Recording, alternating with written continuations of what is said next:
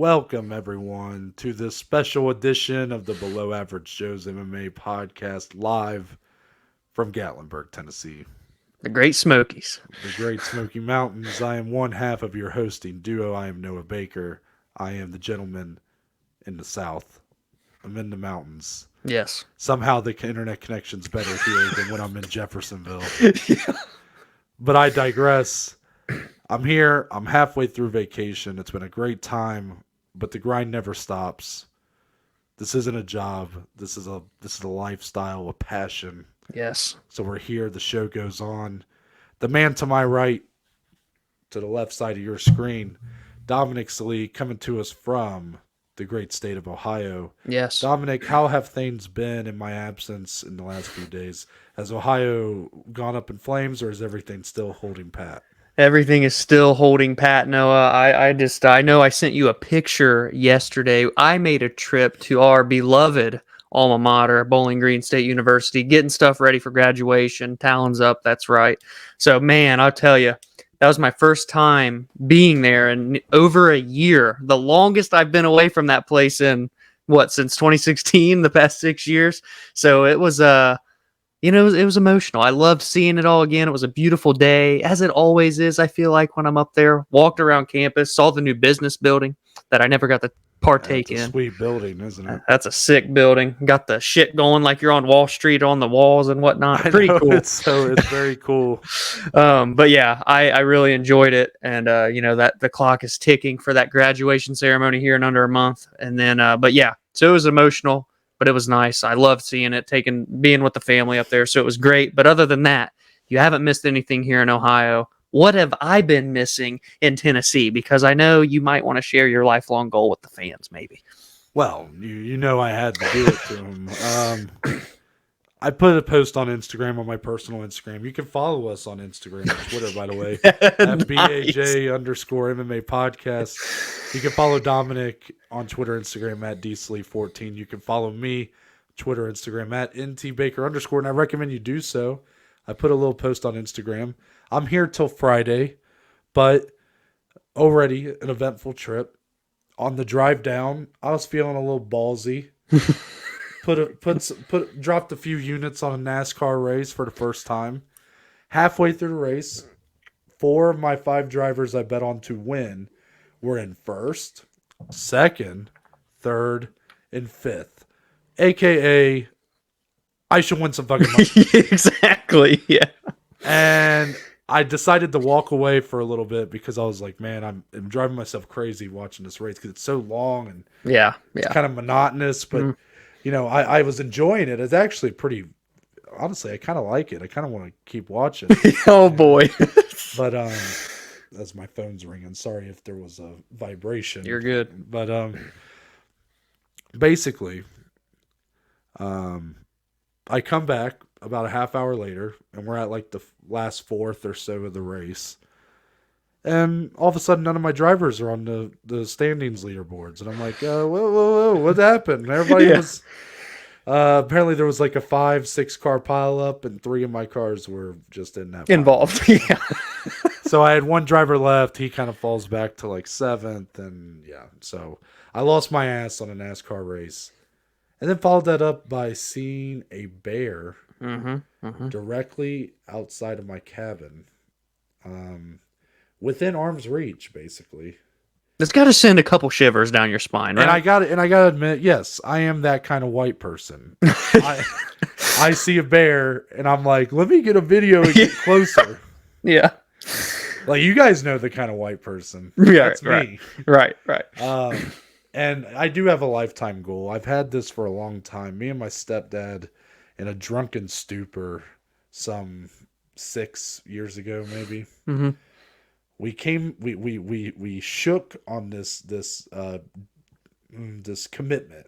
Let's say this choice, this lifestyle commitment.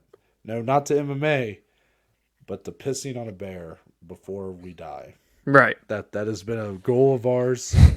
Now, when I pictured it, I'd be like 2 stories up. Yeah. And I could just simply do a little Niagara Falls. Yeah, right over the balcony. Yeah. Onto the bear. I didn't expect the bear to be to where if I had my dick out, it could probably take it with it. You weren't leaving Gatlinburg with a souvenir. The bear's leaving the souvenir. So, needless to say, I got stage fright and failed. And I had a full bladder and everything. It was the time. Yeah. And that bear was kind of little. It was maybe a little bit malnourished. Some would say maybe I was being cruel to even consider pissing on that bear. But to those people, I say, stop being a pussy, all right? Anyway, sorry, that's the jerky outlet that's talking. I bought a bunch of jerky. Elk. Oh, yeah. Bought elk, bison, and deer jerky. And I've never had any of the three, as a matter of fact. Well, let me tell you, it's pretty good, but it does kind of turn you into like a right-wing nationalist. So just be prepared. That, okay. You know, I'm wearing. I can't really show you, but I'm wearing camo shorts right now. Oh, nice. Blanked on the term. So, you know, I can't stop watching Tucker Carlson and Alex Jones this morning. Just know that the side effects are there. Okay, fair. But that's not what you guys are here for. You guys are here for the MMA weekend preview that belongs to UFC Long Island. Yes. So we're going to Long Island, New York. Dominic infamously said, we can get a card in Long Island, but we can't get another card in Ohio. Yeah. No offense to any Long Islanders out there. And my only takeaway from that comment was, is it in Long Island or is it on Long Island? And that's a question we still don't know the answer to. I would like someone who lives in or around or on. See my dilemma here. Yeah. Let us know what's the proper term, because I'm really curious. Like, do you say I live in Long Island or do I live on Long Island? Since isn't Long Island an island, right? Detached from the country? Am I stupid? Am I wrong? If that's not the case, why is it called an island? True, right? Because it's not like, Florida's a peninsula, 3 sides, but it is connected. Although I guess Fight Island isn't really an. Okay, anyway, so the main event of UFC Long Island sees one of the better main events on paper that you can probably put on a card like this. Brian T. City Ortega looking to bounce back from his losing effort, but valiant effort at that, against Alexander Volkanovski for the featherweight title back at UFC 266, I believe. And he will be going up against Yair Rodriguez, who not too long after lost his return bout. He had been out for like multiple years. And he lost in the main event against Max Holloway. Also, another valiant effort. A guy who really surprised, I think, a lot of people with how successful he was in that fight, but ultimately comes up on the losing end. So here we are, two guys, two of the top fighters in this featherweight division that we've been talking about so much lately, but both coming off losses. So, Dominic, we kind of understand where these two lie in the division, right? It seems like the hierarchy has been made. Volkanovski just seems to be leaps and bounds above the rest of the division, including these two. I mean, the win over Ortega was defiant. Yeah. Even though Ortega had those Hail Mary moments that really made it exciting, it was mostly an ass whooping. Right. Now, Yair Rodriguez not fought the champion, but both these guys have fought Max Holloway, who has lost 3 times to the champion. Yep. And both have been pretty, one more than the other, been pretty, surely beaten. Right. So MMA math a little bit there for sure. Yeah. But ultimately the hierarchy's been formed. Ortega Rodriguez, number 2 and number 3 in the division. But for some people, they don't really feel like that close to the title. But I guess where we'll kind of start is, Dominic, the word getting around this week is Yair Rodriguez has been saying the UFC told him if he wins Saturday, he will be next for Volkanovski's featherweight title. So I'm curious, when you were going into this matchup, is that kind of how you viewed this fight, even with Josh Emmett getting a big win and Volkanovski flirting with going up to lightweight? Did it always feel like the winner of this fight, or I guess if Rodriguez wins this fight, that he would get the next shot?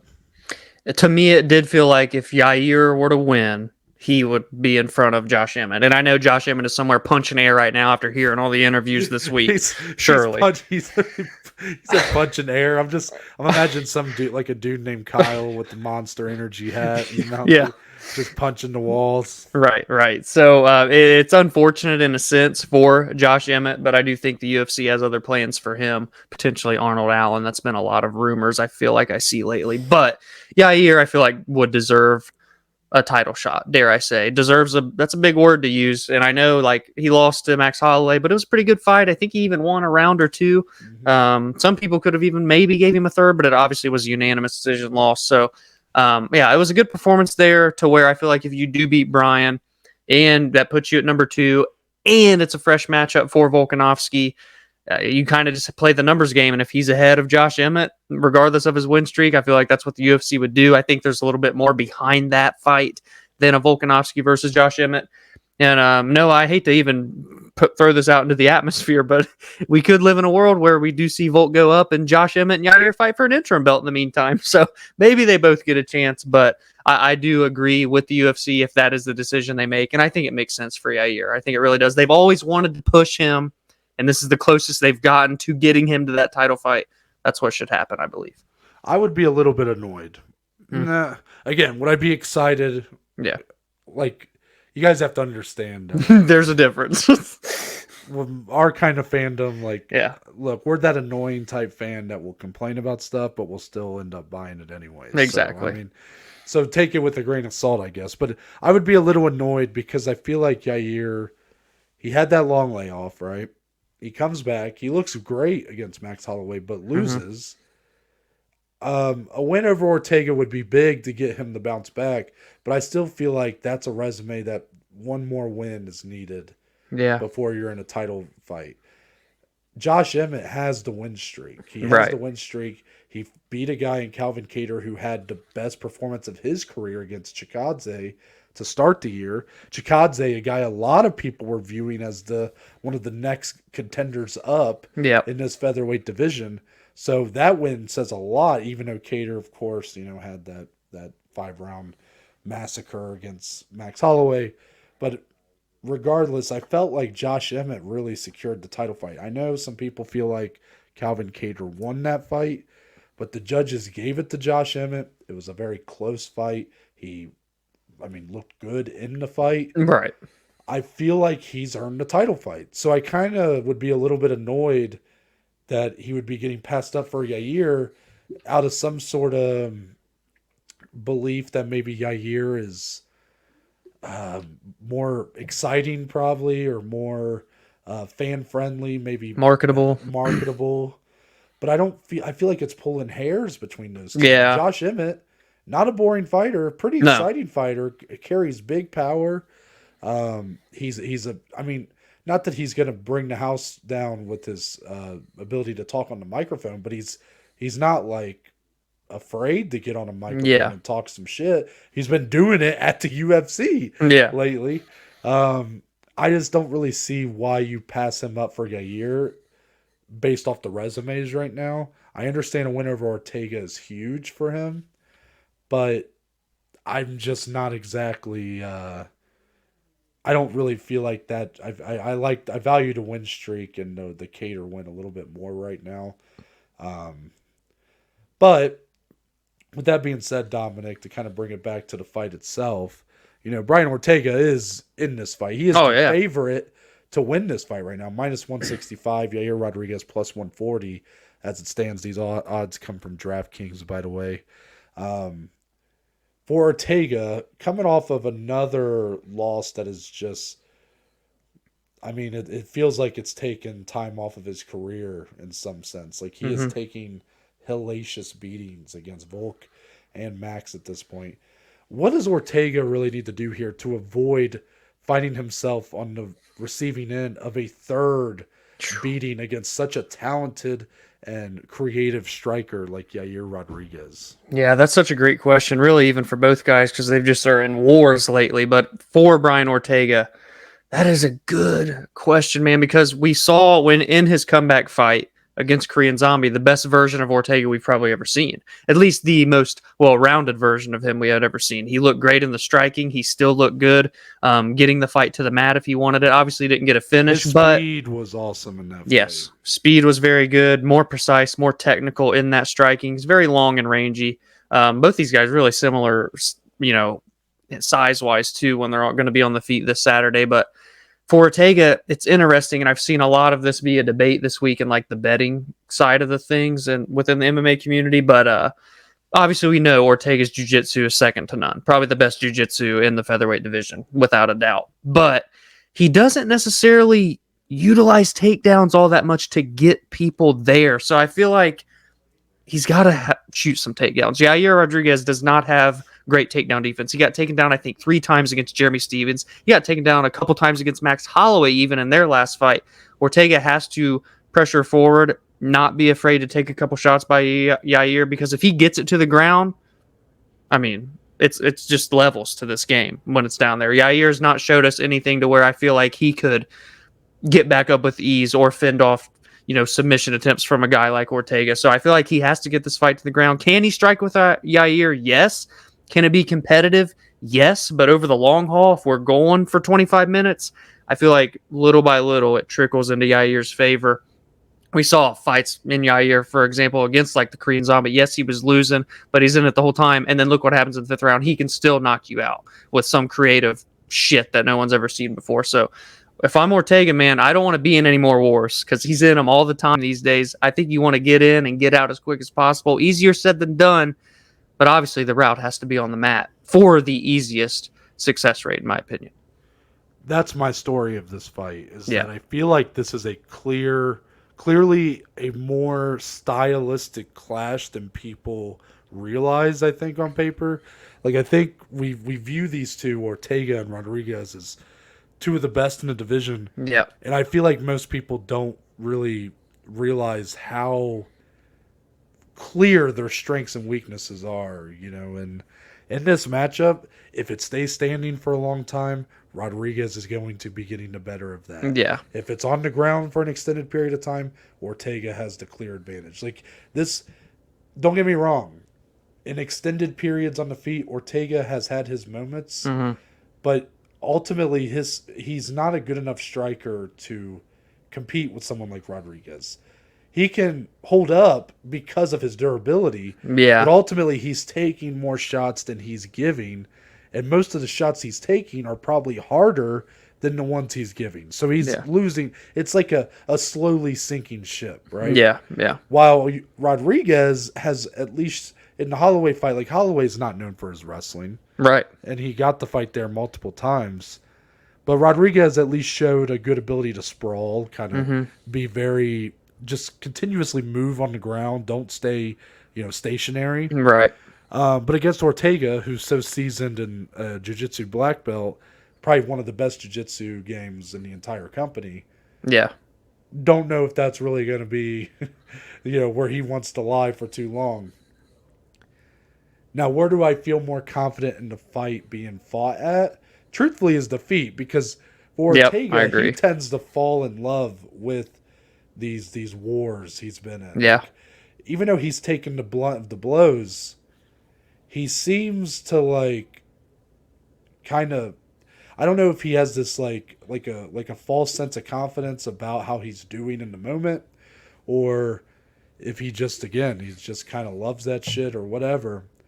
But in order to win this fight, we need a better IQ out of him, a better fight IQ. Yeah. Because, like you're saying, he typically doesn't really go for takedowns to use his jiu-jitsu. A lot of times it's in, I think of the Cub Swanson fight where he was up against the fence and he just kind of he'll grab it, man, into a guillotine.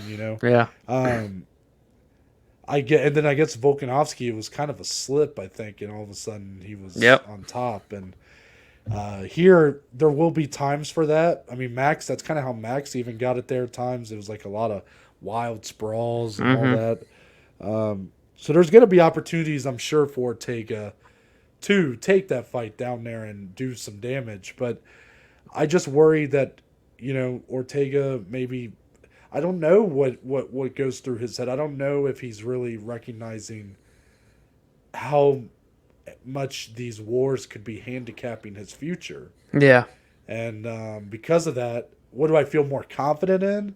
Is a fight being fought on the feet for the majority. But truthfully, guys, I think this is a completely unpredictable fight. It is. And I think a lot of that lies in the fact that you have two guys with clear strengths and just clear weaknesses against the other. Yeah. So for that reason, it adds a lot of intrigue. It's going to be very exciting to watch. I have no doubt this fight's going to be awesome. Mm-hmm.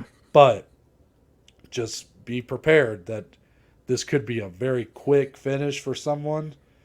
But what I think is more likely is you're going to see a lot of momentum swings. I think this fight, I actually believe this fight goes all 5 rounds.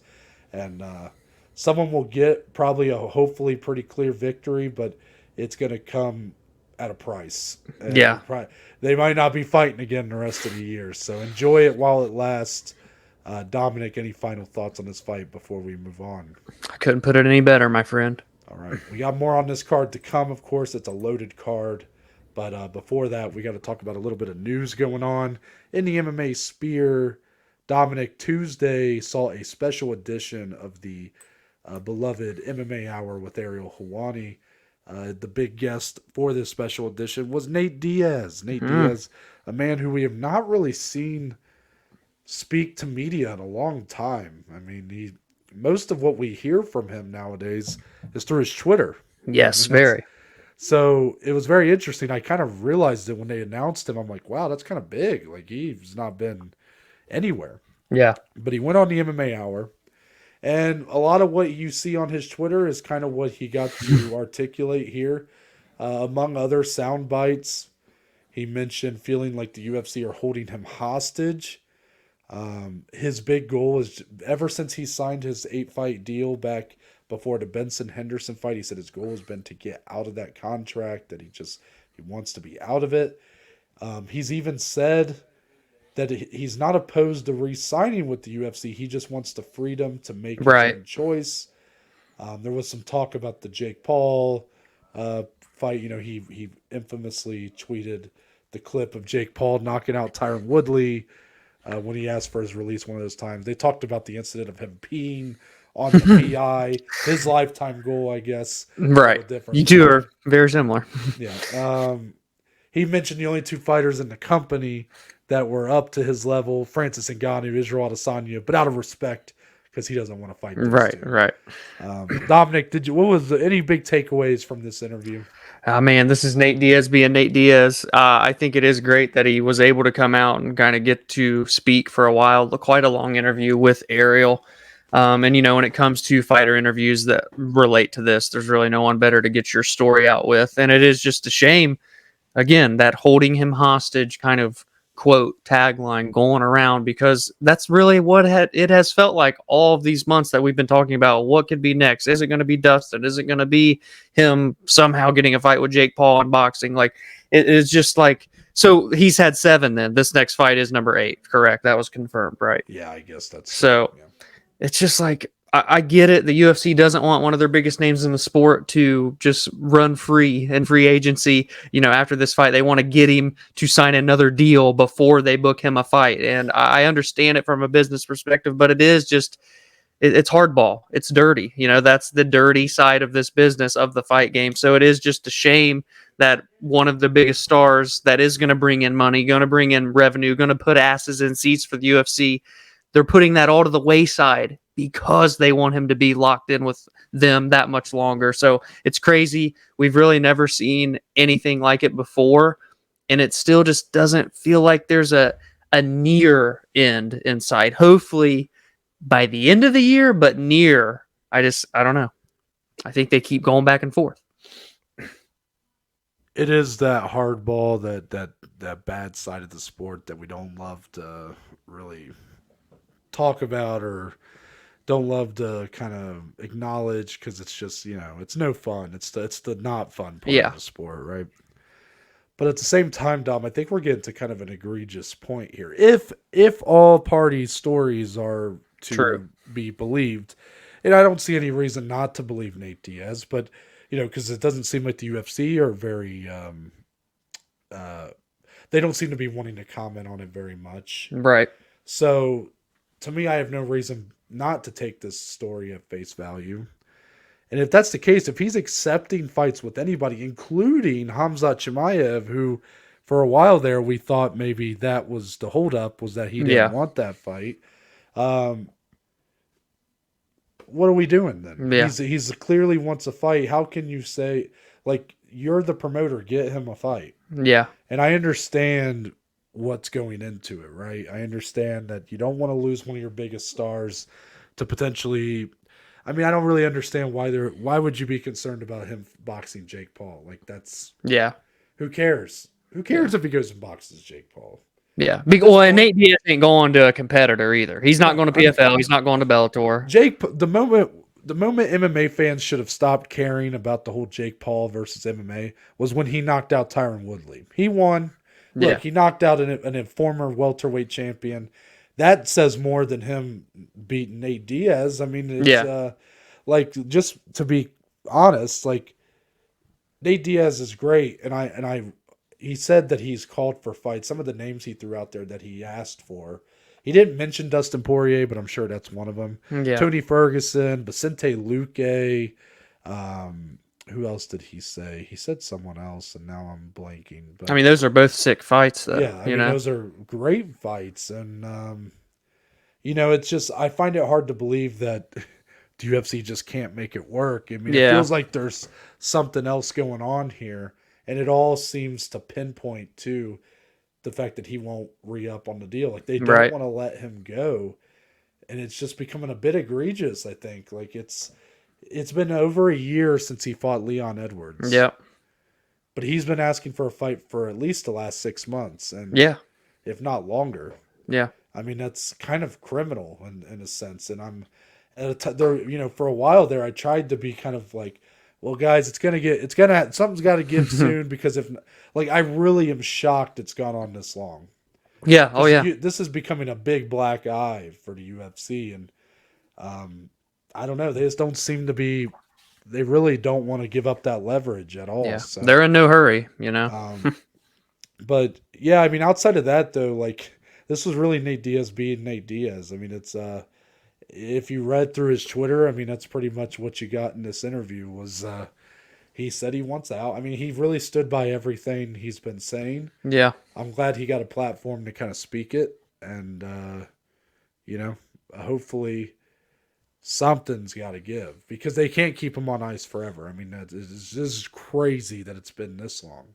Right. Yeah. I mean, what is always said. It's like we are obligated to offer fighters 3 fights a year. It's up to them if they want to fight or not. And Nate wants to fight. From everything we've seen, everything we've heard now, he does want to fight. So it does. When you look at that viewpoint, it is like, how do you not kind of? Well, this is definitely on the UFC. It's becoming like more and more obvious at this moment.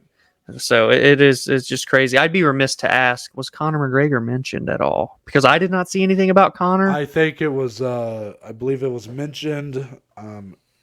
It was asked, and and Nate said they're on different schedules. Yeah. That he's like, he wants to get up out of here. Conor's not healthy. He's like, and he said something about like, so you want me to like wait around and be used to like build you back up? Like, fuck that kind of thing. So that's Nate right there. Yeah. So I mean, kind of makes sense. Yeah. Oh yeah. I couldn't agree more with that whole statement. So let's move on to tidbits, Dom. Gotta love it. A little shakeup in the UFC schedule for the fall. Looks like there's been kind of a madhouse. Yeah. A bit of a scrambling around the different cards for the fall. Originally, the UFC was planning to have 280, number 280 pay-per-view. On September 24th, the ideal main event, of course, being Stipe versus John Jones. This was kind of out there back in May. I remember seeing some people talk about it. Nolan King has kind of come out and confirmed a lot of the different shakeups here. So now UFC 279 is September 10th. Location to TBA right now looking like it's going to either be Vegas or Atlanta. Interesting. I wouldn't mind seeing Atlanta get a card, you know. I don't think they've been there since Adesanya, Gastelum, Poirier, Oh, Holloway. that was Atlanta. Yeah. Okay, yeah, I bet you're right. But now UFC 280 will be in Abu Dhabi on October 22nd. So it's kind of a pretty decent gap between pay-per-view events there. That Yeah. was kind of something that stuck out to me. But Dominic, now that Abu Dhabi's officially hosting a pay-per-view come October, I guess really just this whole shakeup in general, were there any fights that kind of jumped out to you going, oh, I bet that's the card that's going to go on now? I think there's a thing that immediately correlated when I saw this from Nolan because we also had seen the tweet from Charles Oliveira's manager saying there will be something announced for Charles within the coming days, guys. And this happened yesterday on Tuesday. So maybe by the weekend, going into next week, we see something announced for the lightweight title. Charles Oliveira and I don't know, but you'd have to imagine if they do it in Abu Dhabi, it seems like the front runner for that location would be an Islam Makhachev. I'm but starting to feel less confident in my conspiracy theory. yeah. So we shall see. But yeah, immediately thoughts like in terms of fights that could be booked. I mean, obviously having Stipe and John there has to be like, oh, so we're getting pretty close to this happening. You know what I mean? So maybe that happens still in the fall. But I'm still a little bit pessimistic in that whole kind of shakeup in the heavyweight division. But yeah, Charles Oliveira, Abu Dhabi against who? That's what came to mind first. Well, it's going to be Islam Makhachev because Volkanovski has the broken hand. Yeah, He's our gonna buddy be out for a reminded while. me. And I believe that that broken hand is going to be what ultimately makes them decide to go with Yeah. Makhachev in the title fight. Some people will think that was going to be their decision anyways, but you guys know I had my conspiracy. Yes. But, Yeah. yeah, the broken hand I think has kind of changed maybe some things for them as my leg is continuously falling asleep. But yeah, that's the big fight that stood out to me. Potentially, like, I mean, would it be crazy for September, like in Atlanta, to be Adesanya Pereira or something? Like, is that too Ooh. soon? Yeah, I mean, neither guy took damage, you know? That's for sure. Yeah. One for, first round knockout reason, the other for other reasons. Right. But yeah, that's a fight that kind of stood out because everybody seems so sure that's going to get made. Yeah. And also, I wonder, actually, I didn't even think about this. Was the TJ Sterling fight originally announced for that September 24th card? Dude, it was. Yeah, it was, if I'm not mistaken. We've talked about that, I think. I remember them saying, I should have looked into that. I didn't even think about it. But I remember them saying it wasn't actually signed yet. Like Sterling was kind of like saying he wanted to get paid more. So I wonder if that means that fight's not happening as of now. Yeah, and if it is, I mean, I would say that probably wouldn't make the Abu Dhabi card just because both guys fighting out of the No, it'd states probably here. be So yeah, 279. yeah, that's true. I'm trying to think of like other titles that are up for grabs that or need to be fought for. That is kind of the only other one that comes to mind. Carla's not fighting for a Yeah, while. she's injured. Valentina just fought. I mean, Yuri Glover rematch. Yuri announced that Glover is his next. See, I could see that in Abu Dhabi. Yeah, I could so too. Maybe. Yeah, so those are some interesting fights that are out there, and of course, Jones Stipe is going to be like. Yeah. I mean, now I feel like that is more. There's a bigger chance that goes to like November for Madison Square Garden. Oh wow, that could be huge. Because they want a big fight for that card. Yeah, maybe that's why they put Nate on ice. Maybe that's what I don't put Nate in Madison Square Garden. They want to wait for that, or I don't know. I'm grasping for straws there. But just those are some fights that you got to be. And I mean, truthfully, Diaz Poirier's got to be like on the horizon. I hope so. Yeah, or Poirier Chandler. Whichever. Yeah. Yeah, I can only keep saying Nate versus Dustin for so long before I just go nuts. But I know. The next tidbit, Dominic. Kamaru Usman, this is actually a story kind of dating back to a couple posts on Instagram from International Fight Week that saw Usman, our welterweight champion, the number one pound-for-pound fighter in the world, and Jan Blachowicz, the number one contender at light heavyweight, facing off at International Fight Week. It seemed to be respectful enough, just trying to create some buzz, maybe. Mm-hmm. Well, Usman has had another chance to speak this week, and he is very adamant that he would like to fight for the light heavyweight title, skip the middleweight division, and simply go up to light heavyweight. So, Dominic, he is the 170-pound champion. Light heavyweight's 205 pounds. That would mean he would be jumping up 35 pounds Yeah. to potentially become a champ. A completely unprecedented move. My question is, are you buying or selling that statement? So you know this. Oh, that plays into your storyline that we've discussed off recording. I don't remember if you said it on recording too about Kamaru's future. I'm gonna go sell. And I know that he wants to skip 185 because Izzy's the champ. I understand that. But, you know, you got to figure, should Izzy lose? And I'm not saying he's gonna. But if he loses, Kamaru's definitely going to take a 185-pound title shot first before he goes all the way up to 205. I mean, you got to figure the guy, I know Kamaru's jacked. He's ripped, shredded to the gills. But he can't walk around much heavier than like 205 already. You know what I mean? Maybe like 215 or something. And that's probably at the very beginning of camp. I'm not saying he's cutting 40 pounds on fight week. I don't know if that's... He's going to be outsized by every guy in that division. I mean, like especially come fight night. So I respect it that he wants to try and do this, and I understand him not wanting to get in the way of Izzy. You know, they want to kind of hold on to the Nigerian champs, those two along with Francis Ngannou, not take it away from one another. But yeah, I can't see it. I cannot see him fighting at 205. I don't even know if the UFC would allow it. Borderline, dare I say, maybe because they like doing that type of stuff, but I don't know. But it would be historical, first time ever, so we'll see. You probably expect me to say something different. I'm going to sell it as well. Oh, okay. I believe he's serious about it. Yeah. I think I do buy that he wants to do this. He's not just doing it for... Yeah, you know, I buy that part. Yeah. I'm selling that this fight is a realistic possibility. Right. And I mean, it was weird enough that it was Blachowicz. I don't know if that's just because, you know, we thought Blachowicz might get the next title fight. And it's kind of weird that Jan's the one that got the face off, right? He's not the champion. You know, he could be. He's a former champion. I mean, but I don't know. That was weird enough. So I don't know if the UFC would go for it.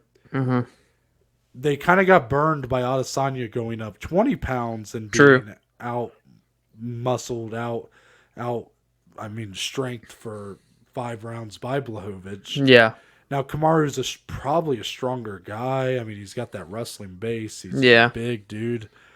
But I'm not saying he wouldn't win. I just think that weight classes are there for a reason. Right. I think it'd be hard enough for Usman to go up to 185 pounds. Yeah, that's 15 now you're jump. talking skipping that weight class and going up 20 more pounds, which, just to be clear, guys, this isn't like going from bantamweight to lightweight. Yeah. I mean, the gap between middleweight and light heavyweight is the gap between bantamweight and lightweight. You guys get what I'm saying? So right. This is the third. He's essentially jumping 3 weight classes. Yeah. You know? And a half. Yeah. Yeah. so I doubt he'd even weigh 205 pounds. It'd be like, Izzy weighed, what did he weigh for? It was like 202? Or wait, he might have been under 200. 198 sounds right. Because I remember Anderson Silva fought DC on like One Day Knows. He was like 199. Yeah. Usually you don't see guys go under 200 pounds. But I don't know if Kamaru would weigh 200 pounds. I really don't. Yeah. I couldn't see it happening. But what a crazy fight that would be. Just it'd be so odd. Unprecedented. The size discrepancies. I'm not against seeing it. I mean, again, Kamaru, if he beats Leon Edwards in August, which you guys will see when that preview comes, he's not talking a lot about Leon right now. He's talking a lot about other stuff. But if he gets through that matchup, kind of what's next, you know? And I wouldn't mind. I would much prefer seeing that than him go box Canelo Alvarez. True. That's true. That's true. But I feel like the UFC would rather him and Izzy fight than him go up to light heavyweight. Yeah, I know those two wouldn't want to do it, but that's big. Like, that's huge. Did you see Ali used to say, Ali Abdelaziz used to say, oh, they'll fight it for the price, you know. Right, So right. I don't know because he represents Kamaru but doesn't represent Izzy. Izzy, So, yeah. you know, he's who knows, but I think that you're right. They probably wouldn't do it, but Well, dare I say, I even think that him fighting Izzy would still be more realistic than going to 205, regardless of if he wants to do 205 or not. Really, truthfully. If the UFC really saw that much value in the two, and I think they're right probably now, higher right now in Kamaru Usman as a champion, by the way, than Izzy, dare I say as well. let me put it like this. I think there's a better chance that the middleweight title picture will be open for Kamaru to take that fight, whether it be because Izzy loses or because the money's right and they decide to fight each other. Right. I think that is more realistic Yeah. for whichever reason it is than him going to light heavyweight. Yep. Couldn't agree more. Now let's get into the rest of UFC Long Island, Dom. And we start with the co-main event in the, I believe, strawweight. Yeah. Michelle Waterson still ranked in the top 10 of the division, number 10, holding on, though, for dear life against Amanda Lemos, coming off her first main event in the UFC in disappointing fashion. First round submission loss to Jessica Andrade, but she comes in at number 11. This is a Oh, you just got muted. I went, I thought I lost him right there, the internet. yeah, sorry about that. Press my mute button. When I look at this fight, Amanda Lemos, I still am not sure like how good she really is. I know, man. Because the age is definitely a concerning factor for me. Yeah. If she was like 10 years younger, I would be like, oh, she's just getting better and better each time out. Right. And I still feel like she is. She looked good in the early exchanges against Andrade. Yeah. She just kind of got caught. Got her head caught in a first ever standing guillotine, right? Standing arm triangle against the fence. Right. It was a standing arm triangle. That's right. But you know that did happen. She did lose in the first round. So I still feel like she's got a lot of holes to work out. But feels like the talent's there. Yeah. It's just like she needs more time to keep improving. But she's like 37 years old.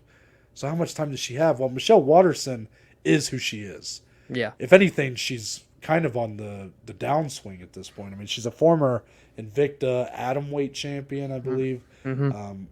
She's done very well for herself in the UFC in the strawweight division. Been a mainstay at multiple main events. Yeah. Has looked very good at times, but also Dom has had some very just kind of deflating performances as well. She is coming off of a loss to Marina Rodriguez, right, at 125 pounds. So it's been over a year since we've seen her. Yeah. I think there is room to question where her commitment is to MMA anymore. I think that she kind of feels like someone who might have 1 foot in, 1 foot out. While Amanda Lemos, I still believe, is truly full steam ahead, looking to continue trying to improve and maybe even make some sort of statement in terms of like the title picture. That's why I feel like Lemos is kind of I feel like that's why she's a big favorite here and why a lot of people may be favoring her in general. But Michelle Waterson definitely got the experience advantage, definitely got has fought better competition. Yeah. So it's an interesting fight. It is. It'll be interesting how it plays out. Both, it's going to be on the feet, I would have to imagine, all day. Michelle does have good grappling. She just doesn't use it all the time, but when she does, it looks good. But, Amanda comes forward. She pressures. She hits hard. Michelle keeps her distance, uses her kind of karate kicks to keep the distance away. So I'll be interested to see how Amanda kind of attacks this because it is a different type of fight for her. But, yeah, I mean, she's a massive favorite. She's the biggest favorite on the card, which is I guess a little surprising. She's like minus 315. Surprising, yeah. So we'll see what happens, but someone's got to stay and someone's got to go this out of the top two. Might be a hot take, but based off what you just said, I actually think that I think there's a better chance Waterson goes for takedowns than tries to stand and strike. I think that'd be definitely the smarter approach. And two, Michelle has a much better gas tank from what we've seen historically than what Amanda does as well. So we'll see. It could be interesting. It wouldn't surprise me if Waterson gets a win here. No, I wouldn't be that sorry. But it would basically, in my head, answer, okay, she's still committed to the game. Right. I just think that the layoffs and, I don't know, she just sort of comes off to me as someone who has done her best already. Yeah, now and she's falling kind of short collecting too. a couple checks before she sort of walks away. That's sort of what it kind of comes off to me as, but I could be completely proven wrong, and this Hmm. would be the matchup to do it, co-main event. Yep. Yep. Following that, Jingliang. We haven't seen him since Abu Dhabi, where he got picked up by Khamzat Chimaev, taken across the ring. Dana White, or Khamzat talking to Dana White. Yeah. Khamzat smacks him on the ass. I don't know. Whatever. He got choked out. Wasn't able to land a single shot, basically. But he's still ranked number 14 at welterweight, looking for a big bounce back. Last time we saw him, actually, was the press conference for UFC 273. Oh, he yeah. asked Khamzat a question. He showed up. So True. shout out to the Leech for that. But he has taken on, this is an interesting fight, too. In some ways, you could almost copy and paste what I said in the co-main event for this fight. Muslim Salikhov, who is a dangerous opponent for sure. But again, Dom, if he was like 10 years younger, I'd be like looking at this guy as like a real threat to the top of the division. But he's like 37. 38. Yeah. 4 years older than the Leech. Yeah, so he is, I mean, a very, very high-level opponent. Yeah. A guy that's unranked, that's dangerous. But that's really the battle here is Jingliang has powerful hands, really just powerful striking. And he's going to look to really use his strength and use those power in his shots to kind of put away Salikhov. While Salikhov's going to look to really take the Leech into deep waters and drown him. That's how I look at it. Yeah, and I almost just wonder too, like Salikhov does have good grappling, but he loves to strike. He's got 12 knockouts, but does he want to strike with Li Jingliang? I don't know. This is one that I could see someone getting clean clocked real quick in the first round, or it could be a relatively lackluster, kind of drown him out decision. I don't know how it's going to play out, so we'll see. Next one at flyweight, Matt Schnell, number 8 in the division, taking on Sumo Dereji at number 12. One of my favorite fighters in the flyweight division being Sue. I like Matt Schnell too. I've infamously You guys go back away. Infamously called him Max Schnell the first time we previewed him, which is a character from Cars. Yeah. And I freaked out on the podcast. It was a whole thing. I thought that for some reason Google was showing a Cars character before a fighter, but it turned out I had his name wrong. It's good stuff. But I like Matt Schnell. I do. He's also a guy who has he's either showing us a lot or he's kind of getting clean clocked and finished very quickly. He has really been used as a stepping stone a lot in his career. Mm-hmm. Mm-hmm. So now he's going up against a guy who's ready to make that jump, in my opinion. Sue, very young, very talented fighter, comes from China. So good. Is it South Korea? I can't remember now. I'll find it. But he's so talented, so long, so big for this division. It's an uphill battle for Matt Schnell, but I respect him for taking the fight because Sue's been out for a while, Dom. He's been out for a while. Yeah. But he does have the power to put away someone like Matt Schnell, who has been a bit chinny. But we'll see if, when it comes to the grappling, if Matt Schnell's able to take this fight to the ground, I think he could kind of bully Sue for the majority of the 15 minutes. Yeah, Sue from China, by the way. No, hit the nail on the head there. But yeah, I actually love that you just brought up the grappling to finish your point. All 4 of Sue Matereji's losses by submission victory. Matt Schnell has 8 submission wins in his career. I know he can kind of like to stand and trade. I always go back to that fight with him and Tyson Nam for whatever reason. It was just a fun fight. But Matt Schnell is very good on the ground. Don't even let the submission loss to Brandon Royval fool you. So if he does get it there, Sue is shown to be uncomfortable. It's a really good fight because Sue, a complete opposite, 13 knockouts out of 16 victories. It's going to be fun. It ain't going the distance, folks. Yeah, that's how I definitely don't think that fight's going to distance. And I think Sue he's improving each time out, but still very green in certain areas, like his submission defense, obviously. Right. Next up, Hurricane Shane Burgos taking on Charles Air Jourdain. A couple of really fun nicknames there. These are 2 guys that always put on fun fights, right? Shane Burgos, Charles Jourdain. This fight's going to be fireworks. Dominic, How do you think it goes? Yeah, there's the main event, Ortega Rodriguez, which is awesome, but then there's two people's main events, and this is one of the two right here. Shane Burgos, Charles Jourdain. They're going to stand, they're going to bang, and it is going to be fun. These two love to scrap and throw down. Hurricane Shane, man, got to be still super underrated as a skill set as a whole, because I feel like people just respect him for going in there and being in wars. The dude's 14-3, 7-3 in the UFC. He's got 5 knockouts, 5 subs, and a few decisions. The guy can do it everywhere. Actually, his most recent finish win in the UFC was a submission and not a knockout. So the guy is in fun fights. He's entertaining. He's number 14. Charles Jourdain, only 26 years old, but we've seen a lot of him in a short time in the UFC. Wins, losses, but lately has looked to be putting it together a little bit more. He's won 2 in a row, and he's coming off the best performance probably of his career. The reach difference is the biggest thing to me because I know these two are going to strike. Shane Burgos has a 6.5-inch reach advantage. So Wow. I think truthfully, when they get in the cage Saturday, and honestly, even like Friday for like weigh-ins, but when they are next to each other, I think Burgos is going to be like significantly larger. And I think that could play the factor overall over the course of 3 rounds because Burgos ain't going away. And I'm not saying Jourdain will, but I think the power and the output will just wear a bit more than what Charles can do to Shane. It's such a sick fight, though, because if Charles wins, he's right into the top 15 after this kind of crazy ride that he's had in the UFC. So this is such a sick fight, man. Yeah, you kind of took the words right out of my mouth in a lot of ways. I, too, highly value Shane Burgos. I think that he is criminally underrated. Yes. And it's because, I mean, a lot of his losses have been on big stages. You know, the True. Barboza loss was on one of the best fights of the year. And it was weird, too. Yeah, he had the weird knockout, you know. Yeah. He lost in the co-main spot and another fight of the year contender with Josh Emmett. Yeah. But that was a fight that kind of propelled Josh Emmett to what he's doing now, fighting in main events and whatnot. So, and his only other loss is Calvin Kattar. Yeah, I mean, that's his 3 losses, though, you know? Yeah, I mean, that does say a lot about the quality of competition. I'll put it like this, and I think Charles Jourdain's great, too. He's been one of my favorite unranked fighters to watch. Every time he's on a card, you know it's going to be a good fight.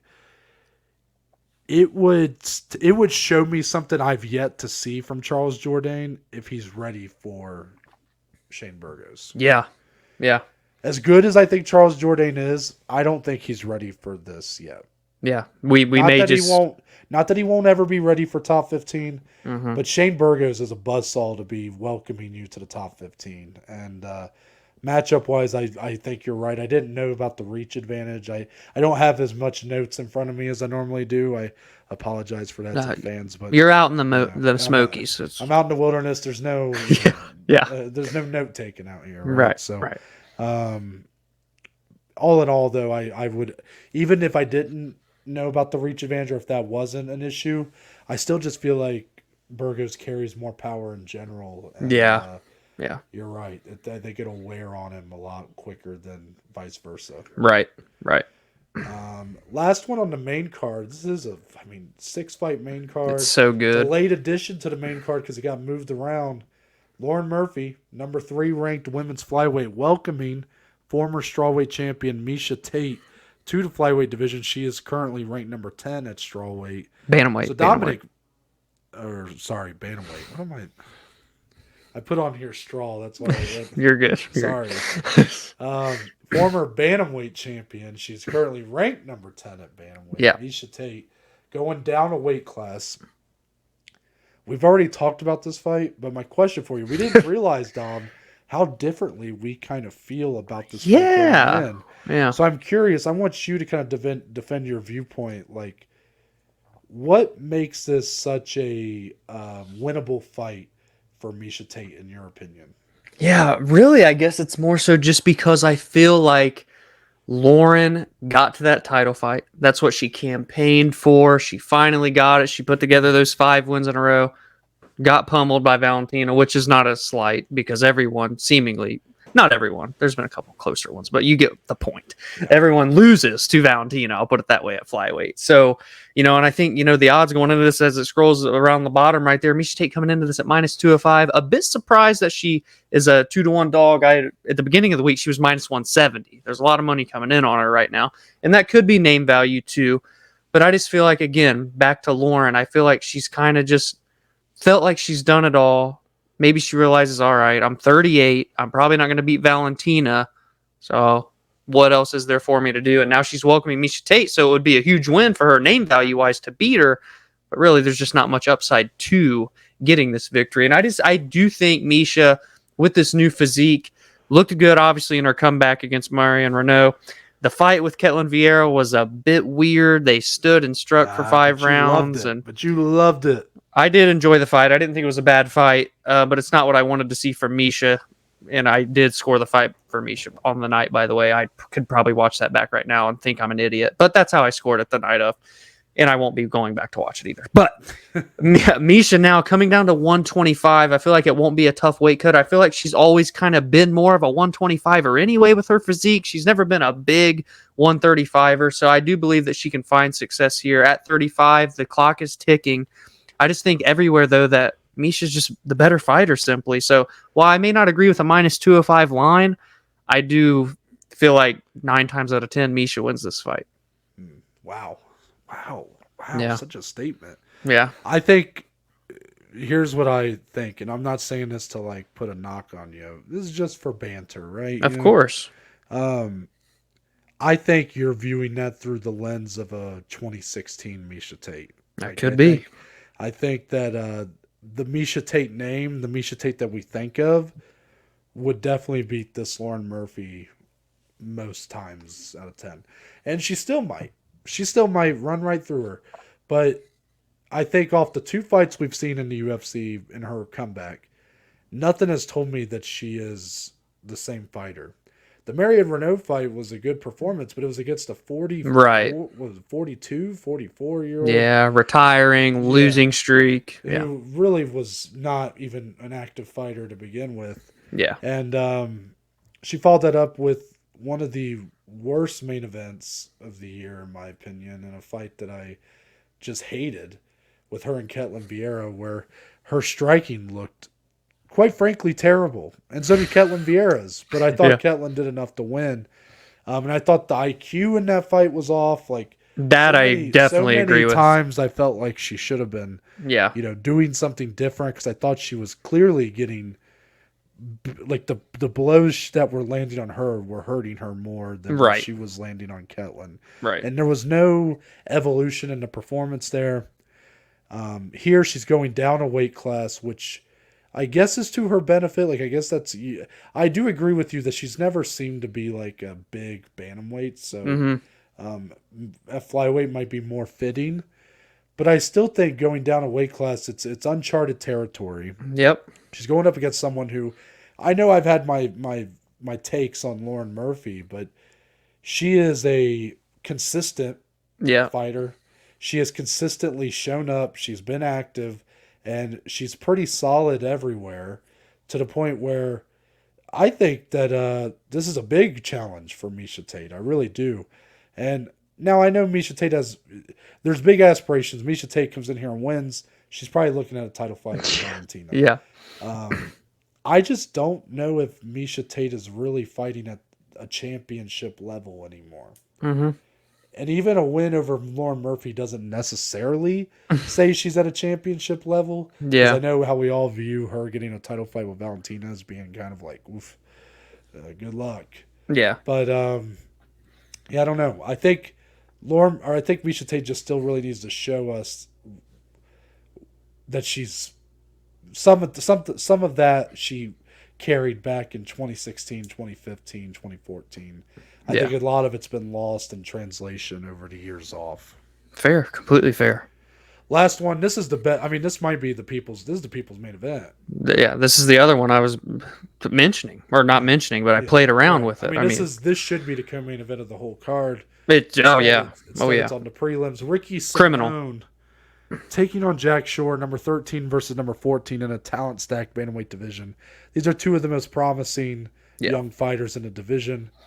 But Dominic, Jack Shore undefeated. Ricky Simone has had his shortcomings in the UFC. He had that quick knockout loss to Uriah Faber. What a weird one that is. Such a weird one. So he's a guy that's been kind of trialed by fire in the UFC. He's really had to earn his keep. And not that Jack Shore hasn't, But Jack Shore just undefeated. Hasn't really had those kind of tests yet. I think the closest one being his last fight, which was a pretty close fight. Tamir Valiev. Yes, thank you, Tamir Valiev. So in this matchup, you get a guy who has fought some of the best fighters in the division. Well, Yeah. definitely fought, been tested more. Yeah. More battle proven maybe, but has had his shortcomings, while you got a guy who has yet to show us much blemishes at all, but against mostly lower level competition. So kind of where do you sort of feel this fight's going to go? Who's going to have the advantage where? Kind of how are you viewing this fight? Yeah, this is on the feet. Jack Shore, all around the better striker, more precise, more technical, more methodical in which the way he moves. Ricky Simone, more power, more little, oomph in those shots that he throws. You can just see what he did to Rafael Sunsao. I get it. Rafael on the way out, older, back half of the division, yada, yada, yada. Regardless, it's still a good win, and to do that in that fashion, because Ricky had never showed that before. So the threat is there for Ricky on the feet, but all in all, it goes to Jack Shore. Wrestling, it's Ricky Simone all day in terms of the power, the explosiveness, getting the takedowns. But on the mat itself with the grappling, Jack Shore's pretty damn good down there too. Jack Shore's just so good everywhere. In every fight we've seen him, he does something that I'm just like, holy shit. This is what the future of MMA looks like. This kid right here. That's the way that he fights. His fight IQ is insanely smart. And Ricky Simone, great fight IQ as well. And the last kind of piece and story of this fight is the competition that Noah mentioned, because Ricky Simone's been in there with killers. He's beaten Merab Valishvili. He's beaten Brian Kelleher, Ray Borg, Rafael Sunsao, on and on. Lost to Rob Font, lost to Uriah Faber. Still, that Faber one's weird. But that was a main event in Sacramento, if I'm not mistaken, wasn't it? I think it was the co-main. Co-main event? Yeah, Patriot Zant was a main event. No, the main event was Jermaine Durandamy, Aspen Ladd, when Aspen Ladd got knocked out in like 16 seconds. No shit, really. That was the main event. So they were really trying to prop up Ricky Simone and Aspen Ladd. Yeah, and both got finished And a couple very years quickly. later, they're still trying to do it. Yeah. So I love this fight, and guys, we're not getting to discuss betting on today's show just because of scheduling. It's not all kind of done yet, but I'm just letting everybody know. I love Jack Shore, but I love Ricky Simone, and I've been War Ricky.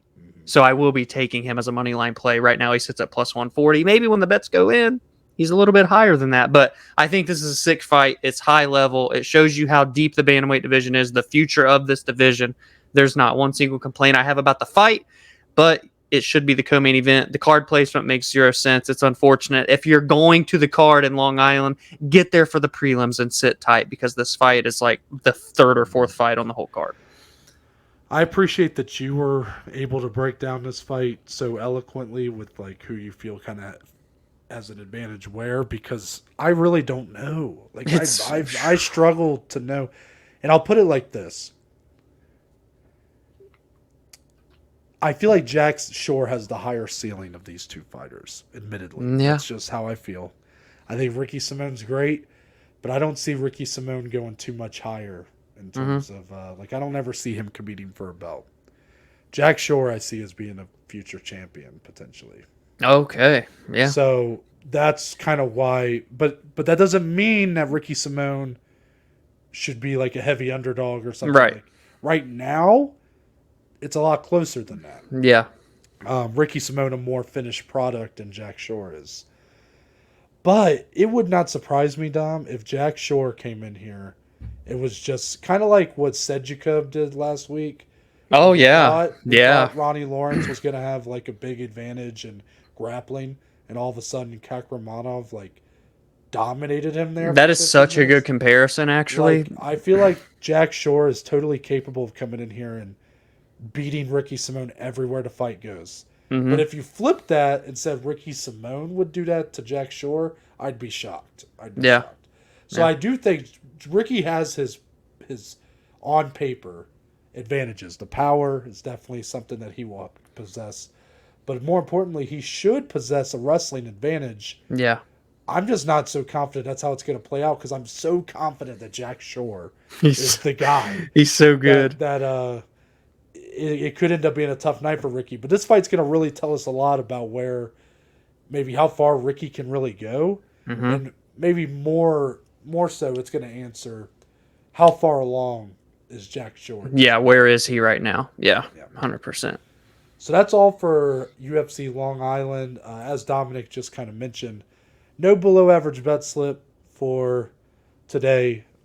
We're recording this a little earlier than we usually do on Wednesday, and so a lot of lines aren't out yet, a lot Yeah. of prop bets and stuff. So we will still post it on our Below Average Joe's Instagram and Twitter. So make sure you're following us there Right. if you want to get the picks. But it'll probably come out, Friday? It'll still be out Friday, just no breakdown to go with it. Yeah. Yeah, so we'll probably still place some bets either later today or tomorrow. But Yeah. just know that's why we're not talking about it on today's show. But with that, Dom, we only end this show one way. Yes. And that's with the closing statements, the part of the show where me and Dominic can get anything and everything off our chest, whether it be about MMA or not. So, Dominic, do you have any closing statements for this July 14th edition of the show? I was trying to think of some, but really any material I had, I probably kind of got rid of at the beginning. So I think I'm going nothing today for closing statements, unfortunately. I kind of feel somewhat similar. Yeah. We had intro Can I statements. talk about how much I love seafood, by the way? Please do. Please do. I mean, shrimp. I went to Bubba Gump's. Oh, yeah. Yeah. Wait, do I have my hat nearby? No, I bought a sun visor, Bubba Gump. Oh, that should have been on the whole episode. It's on the Instagram post if you want to. We wear it for Sunday's recap. Yeah, there we go. So, Bubba Gump's is fantastic. It is. I've been really into like Cajun style shrimp is like the thing for me right now. So that's what I had there. Fantastic. I really want to go to like a southern, either shrimp or crawfish boil. Ooh, crawfish! They freak me out a little bit. Really? Crawfish, yeah. But have you ever heard of like a boil? Oh yeah, Like, that looks so good. I want to go to like I'm talking go to some hick like, in the wilderness place and have him do it from scratch. Like that's what I want now. So that's the new goal. Peeing on the bear failed. Right. Attending a potentially serial killers shrimp boil. Yeah. Next on the list. Next on the list. Nice. Yeah. But I'm Noah Baker. That's Dominic Salikhov. We're the Below Average Joes, and we'll see you guys on Monday. Yes.